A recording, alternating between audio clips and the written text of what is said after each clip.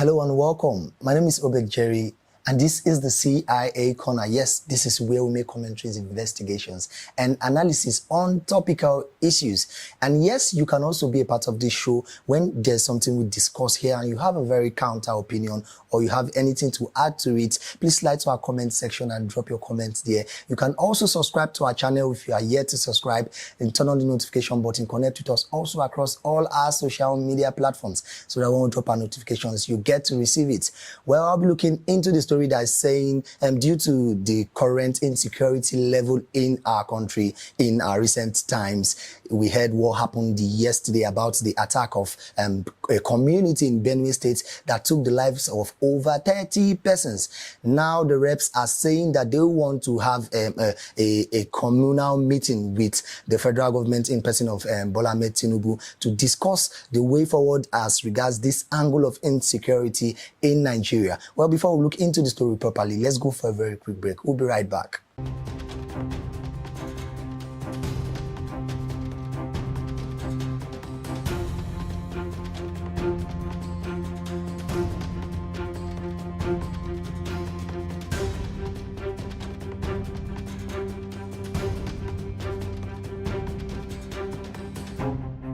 Welcome back.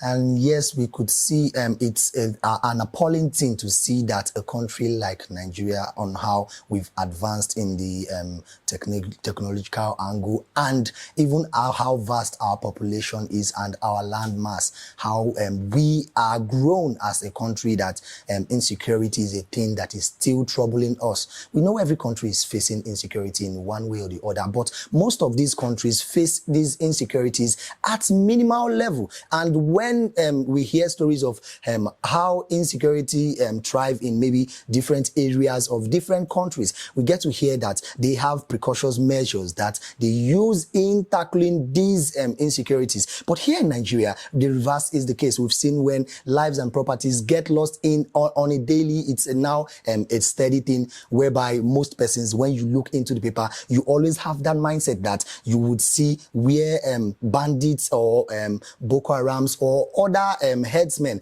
attack people and take lives, and it's more like the lives the losing of lives of sheep and other livestock. So it's not like Nigeria is not supposed to be this way.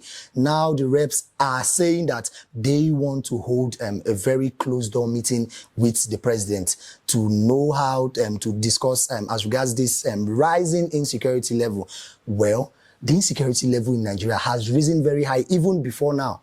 Okay, maybe it's because of the one that happened in Benue State just yesterday, that 30 over 33 persons lost their lives based on the bandits that attacked this community. And this is not the first time, this is not the second time, and this is not even the third. And how sure are we that this would be the last?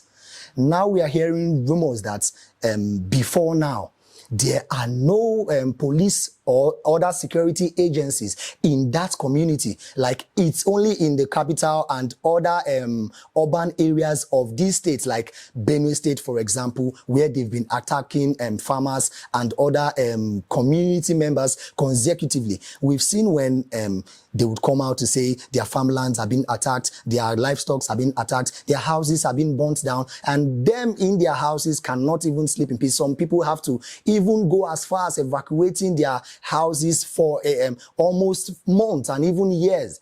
I know of somebody that is from Benue State, and for almost 5 years, the person is saying they've not been to the village, their family have not been to the village. You know, when it comes to this Xmas, this festive period, that most persons always feel eager to go back home, at least celebrate, make merry with their family members at home. Theirs is different entirely. They've made their new residence in another city their village at the moment. If you ask them, they would say that it is better we stay here and mingle with these persons that are not from our tribe, our region, than to go there and risk our life all in the name of wanting to celebrate. I keep wondering, if these persons, if we, the average Nigerians, our own villages, our own homes are not safe for us, where else would be safe for us? Where would we call our own safe place? Where would we see that the number of agricultural people that produce agricultural produce, that endeavor in this agricultural sector are at a very low level. Only few persons out of the total of over 200 million Nigerians are venturing into agriculture.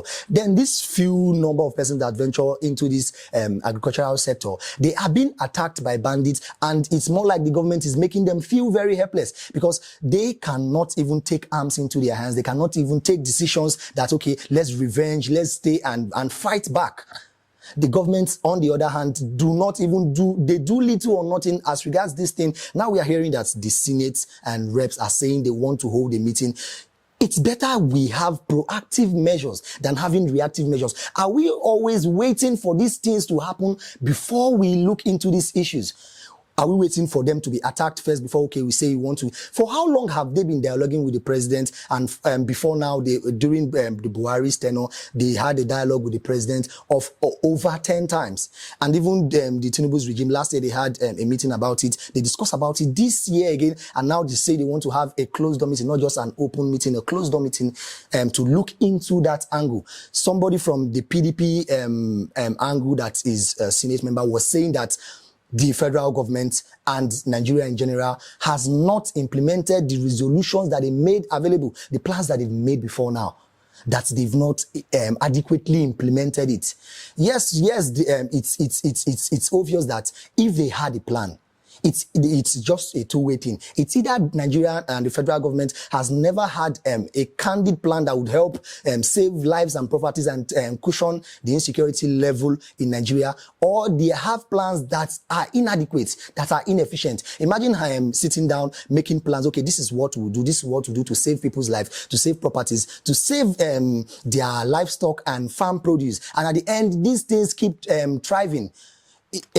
If it happens, let's say 6 or 5 times in a week, and after effecting these plans, we get to see that it reduces to like 2-3 times in a week, then we know that these plans are working. We know that the insecurity, anything that concerns insecurity, cannot be removed, eradicated totally from the country, especially at a go. It will take a very long process of time, but it would be a staggered process, but there would be effect. You would be seeing changes. Okay, yes, this place wasn't safe, but now it's safe. This place used to be attacked like 3 times, but now the attack has reduced to like once in a blue moon. Now, no security personnel are sent towards that angle. We understand the points where it's like not wanting to risk these lives of these security personnel because they are family members to other Nigerians, and they are Nigerians too. But these are their jobs. These are their job roles. If I believe if the federal government, if these bandits know that there are security personnel in this angle, if they know that the police force is here, the military is here, the naval duties are there, they would not want to, except they want to come into open fire, they want to go into loggerhead and try the kind of arms they have. But if they know that these security personnel are stationed in these various communities, I doubt if they would want to go into that place. So they most times go into these rural communities where they know that looks like more like a desolated places, look like where the security personnel have abandoned, where the security personnel are very far from. Like someone said, someone from that reported in this same Benue community saying from where this incident took place yesterday to where a police station is based is more like a 1 hour 30 minutes walk and like 40 minutes drive. Imagine a bandit coming into an environment and doing what they want to do. By 30 minutes before the intervention of the police, we are very, very sure that they must have made their way out and even gotten to their destination safe and sound without even being intercepted or anything. Now, what I would like to tell the federal government, what I would like to say to the federal government, that they should make proactive measures, put things in place. Okay, make security personnel. If you know that these people attack, get information about that, make researches about that environment, try to know the kind of weapons that these people come with, try to know their force that they come with, try to know the number of people that invade these communities in a span of 1, 2, 3, 4 times. then you know how many personnel that you would send towards that angle. You know the type of force that you will send towards that angle. And mind you, you have to even work with the local vigilantes in that community, and even those people from the society there, maybe pick or 2 or 3 persons that would act as eyes and spies, that would be giving you information to stay updated. Then you put people in place, not waiting for when these events have played out before you now want to discuss.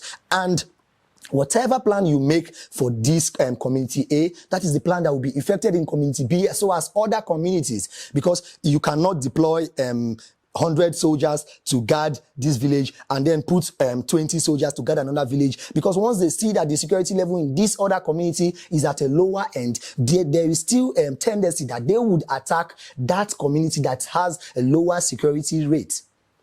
Another thing that I suggest to the federal government is that they should look out to working with these people in these communities, because they say the insect that eats the leaves lives inside the leaves. Some of these bandits might be residents of these same communities because of what they tend to gain from it, maybe because of the hardship in the country, or maybe because of their selfish interests, or maybe because of political reasons. We couldn't know. But when investigations are done, get to sensitize these people in this community. Let them know the pros and cons of indulging in these activities. Let them know that you cannot want to benefit a little amount of money and you think is equivalent to the life and properties of people. We know that the lives of human beings do not worth any amount. But some of these people in these rural environments do not have this knowledge. They are not sensitized. They are not educated. So the federal government should also do sensitization, create awareness. Let these people know that there is no benefit in this thing. Whatever amount that you get from selling your brother out, whatever amount that you get into making your brother,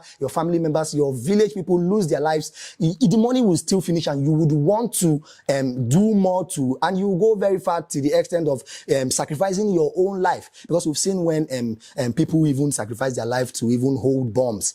To what extent does it go to? We could see that there's no extent. And you out there, if you have any other suggestion and you know that that is very valid, you can drop your comments in the comment section, and we have the belief that it will go viral, and the federal government parastatals and every other people that are concerned will get to see it. Well, this is where we draw our curtains for today. And yes, like I said earlier on, you can subscribe to our channel if you're yet to subscribe. Turn on your notification button, connect with us across all our social media platforms, so that when we drop videos like this, you get to receive our notifications. My name is Obed Jerry, your co-host for today, and this has been the CIA Corner here on TAF TV. See you next time.